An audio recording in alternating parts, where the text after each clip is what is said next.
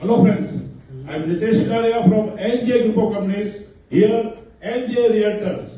Friends, मेरा business तो आपको मालूम है, ढोलेरा रियल एस्टेट। तो मैं आपके लिए एक छोटा सा पीपीटी लेके आया हूं और मैं इनवाइट करना चाहूंगा मेरे sales director mister Manoj ji, Manoj Kotadia. Please welcome sir. Manoj ji, over to you.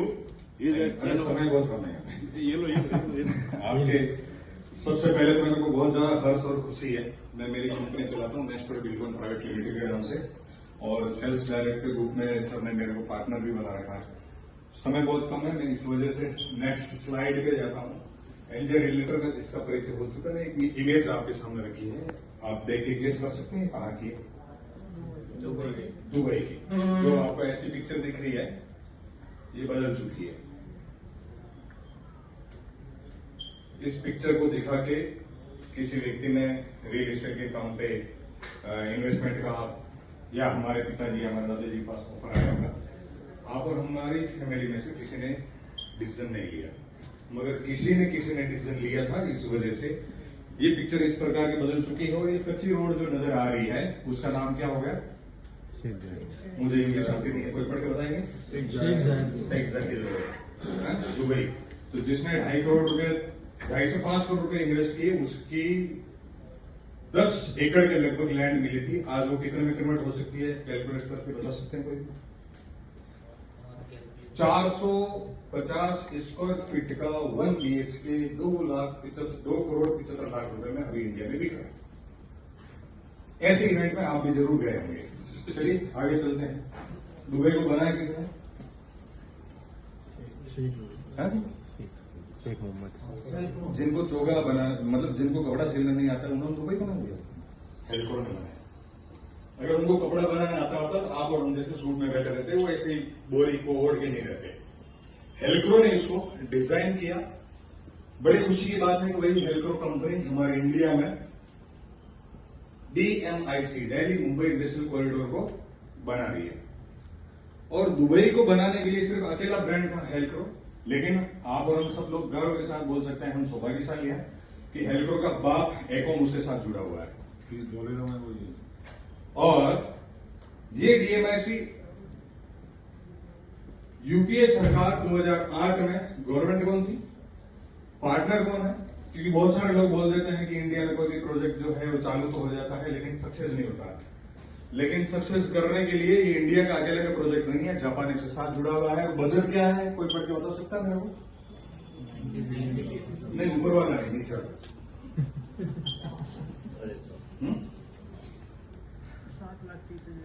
जिसको हम अगले 15 सेकंड में काउंट करके बोल नहीं सकते, वो डिसीजन गवर्नमेंट ने लिया है। और हम कई बार गलत फहमी के शिकार होकर उसी 15 सेकंड में बोल देते हैं कि सक्सेस नहीं हुआ। तो हम खतरे में हैं या सरकार और जापान खतरे में? इनमें से अपन कितना डिसीजन लेने वाले हैं? आप और हमारे बीच में से अगर किसी इन्वेस्टर को बात करें, इन्वेस्ट करने के कितना लेने वाले हैं? 25 करोड़, 20 करोड़, 5 करोड़, 2 करोड़, 25 लाख या 15 लाख, 10 लाख तक तो कहानी खत्म हो जाती है। इससे नीचे मेरे पास कुछ है नहीं। चलिए आगे चलते हैं। जहां भी इतने बड़े बड़े ब्रांड, टाटा, गर्व से सीना चौड़ा हो जाता है जिसका नाम लेते हैं। तो क्या क्या लेके आ चुके हैं? समय बहुत कम दिया आपने, इसलिए मैं थोड़ा फास्ट चलूंगा। कैप्चर कर सकते हैं पिक्चर को, नहीं तो भैया रिकॉर्ड कर ही रहे हैं, आपको मिल ही जाएगा। नेक्स्ट, धुलेरा सी पोर्ट स्पेशली इसके लिए आ रहा है। बिहार जैसा स्टेट जिसको पूरा बिजली सप्लाई, पूरा स्टेट मिलकर जितना बिजली कंज्यूम करता है उतना, तो एक शहर के लिए यहाँ पे बिजली बनाने की योजना लेके आए हैं 5000 मेगावाट की सेमीकंडक्टर सिटी, जो कि बिना सेमीकंडक्टर के किसी भी प्रकार के इलेक्ट्रिक प्रोडक्ट के बारे में हम सोच भी नहीं सकते।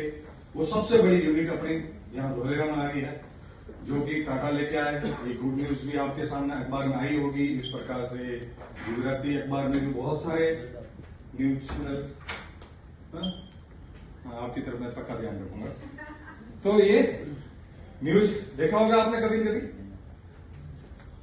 टाटा के कौन से वेंचर आ चुके हैं, यूं समझ सकते हो पूरे धोलेरा को टाटा ने गोद ले लिया है।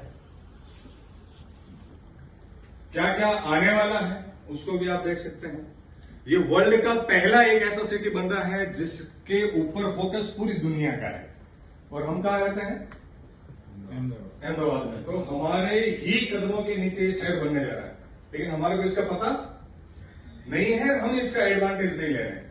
तो बाहर वाले लोग आके धोलेरा में घुस रहे हैं, धोलेरा में इन्वेस्ट कर रहे हैं। कल वो डेवलप होने के बाद में बाहर वाले लोगों से हम परचेज करेंगे। अच्छा कौन सा है, हमसे बाहर वाले परचेज करें या बाहर वाले से हम करें? वो डिसीजन अपने को यहाँ पे आज लेना है। इतने सारे वेंचर, अभी इतनी सारी कंपनियां, 100 से ज्यादा एमओयू साइन हो चुके हैं। नया सूरज उग रहा है, जाग जाओ दोस्तों, ये है धोलेरा। ये मास्टर प्लानिंग जो वैक्ट्रो ने बना की थी, इसके ऊपर ये टीपी प्लान बना। गलती ये रही कि लोगों ने जैसे ही ये डीएमआईसी की घोषणा हुई, दिल्ली मुंबई इंडस्ट्रियल कॉरिडोर की 6 टीपी बनाए गए, टीपी 1 ऊपर आता है और हमारे यहाँ पे मार्केटिंग की गई टीपी 1 की, सबसे पहले टीपी 1 बनाया जाएगा। उस वजह से लोकल इन्वेस्टर लोग 2009, 10, 11, 12 के अंदर इन्वेस्ट कर दिया, एंड उन लोगों को ये सपना दिखाया गया था 2 साल में ये बन के तैयार हो जाएगा, लेकिन हुआ नहीं। तो कुछ नेगेटिव हो गए। काम दूसरी जगह चालू हुआ, जिसको टीपी 2 एंड 4 बोला जाता है। ये है आपके सामने ब्रोशर। जिनका इन्वेस्टमेंट 20-25 लाख से शुरू करना चाहते हैं तो हमारे पास में छोटा प्लॉट भी है। 20 करोड़ करना चाहते हैं तो भी है। 1200 करोड़ की लैंड का चेक भी आप लेके आएंगे तो सेकंड डे आपको रजिस्ट्री करवाएंगे। ये हमारी वैल्यू है। आपका किसी भी प्रकार कोई सवाल हो तो आप पूछ सकते हैं। समय पूरा हो चुका है। Thank you very much.